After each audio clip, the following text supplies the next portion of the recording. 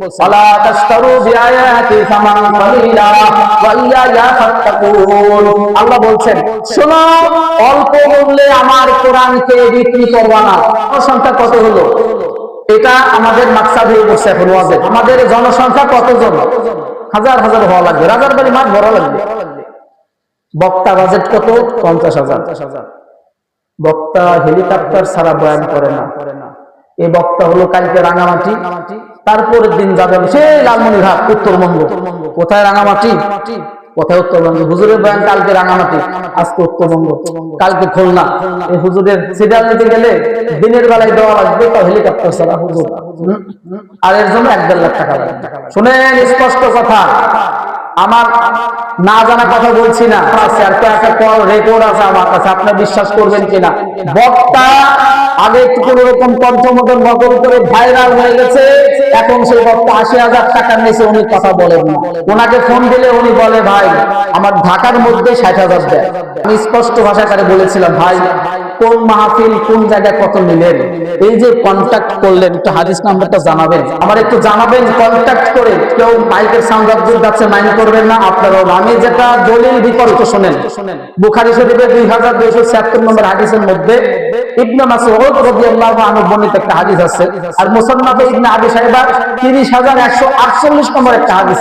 এই ব্যাখ্যাটা বলি, আব্দুল ইবনে আব্বাস কি বলছেন, ইবনে মাসউদ কি বলছেন এই বিষয়ে। কন্ট্যাক্ট করে ওই জামানার মধ্যে, এই হাদিসের মধ্যে লেখে, ওই জামানার মধ্যে এক সাহাবীরা এক গোত্রের আরেক সাহাবীদের কাছে নিয়ে তাদেরকে মাহফিল শোনাতো, বয়ান শোনাতো। এইভাবে তো আর সিস্টেম ছিল না আগের পরিস্থিতি, এখন দিন যাচ্ছে মডার্ন হচ্ছে এবং সিস্টেমটা আলাদা হয়েছে। তাদের যুগে ওইভাবে মাহফিল হতো। সাহাবী বলতেছেন, আমি মনে করি যদি কেউ বয়ান করে, কোরআন করে, মাহফিল করে, যে কোনো কায়দায় কোরআন ভিত্তিক যদি হয়, সেখান থেকে আমার কাছে এটা অপছন্দনীয়, টাকা নেবে।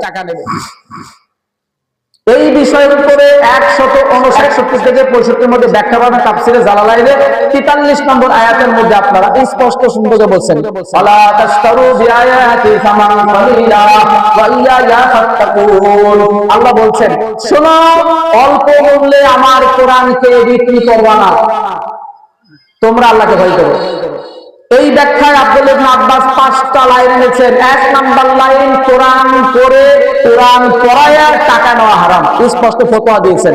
এখন জায়েজ কোন ক্ষেত্রে তিনি বলেছেন শুনেন ভালো মতো।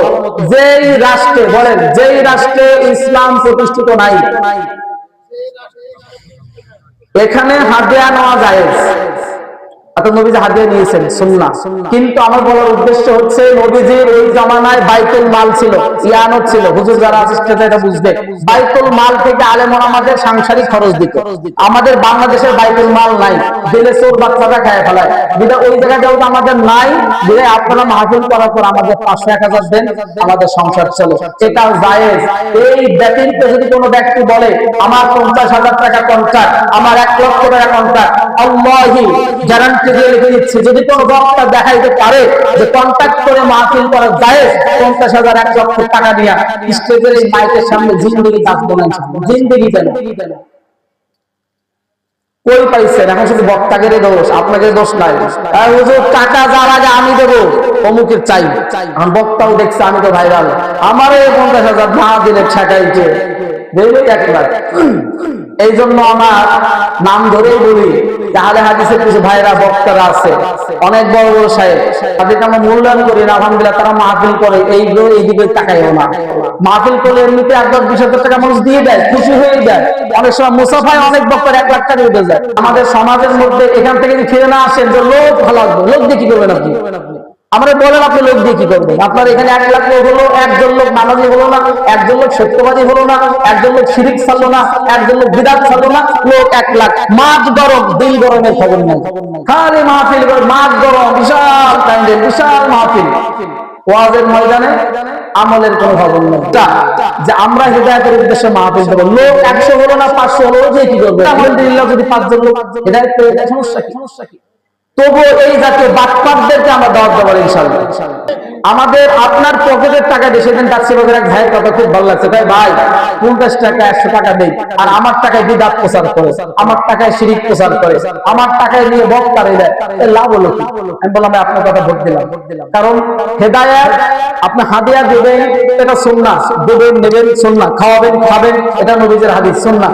কিন্তু যখন আপনি এই জাতীয় মানুষের খপ্পরে পড়বেন আপনাদের মাহফিল ক্যান্সেল, মাহফিল খামো খায়, মাহফিলতে কোনো লাভ নাই। যার বক্তার নিতে ঠিক নাই, যে বক্তা আগুন খায় মানে হারাম খায়, সেই বক্তার ওয়াজ শুনে আপনি কি করে যার মধ্যে আসবেন? কি হেদায়েত পাবেন? কথা মনে হয় একটু বেশি বলে দিচ্ছি না?